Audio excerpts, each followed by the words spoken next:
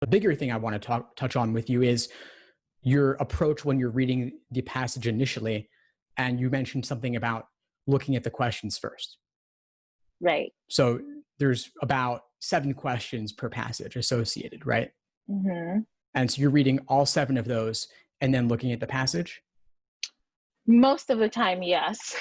And I know that's not effective at all, but as much as I'm focused on trying to manage my time, I think I'm making all of these mistakes that just make me not manage my time. So what approach would be better for you that would serve you in terms of time management? I think having a general understanding of the passage and also noting the keywords that would be applicable to most of the questions, so I don't have to go back as many times as I do, would be perfect, but it's not working out for me right now.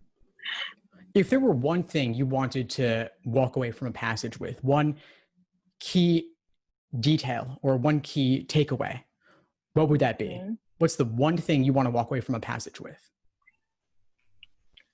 I think a general understanding while being and staying aware of the main point that the passage is trying to pass across. Yes, exactly. The main point. That's what you want to walk away with. Okay. On your initial read, that's your takeaway. Everything else pales in comparison. Okay. The other questions may focus on specific details, but you can go back for those details and find them when you need them. But the main idea, there's going to be a question on that. It might be main idea, it might be primary purpose, or it might be both. And there could be other questions that are general or global in nature. And your understanding of the main idea will typically be enough to solve all of those. Okay. But 7 questions, I couldn't hold all 7 questions in my head along with reading the passage and then going back to those questions. It's just too much. We have real limits on our short-term working memory. And the LSAT pushes past those by design. And you see it especially in logic games, which is why diagramming is so useful there.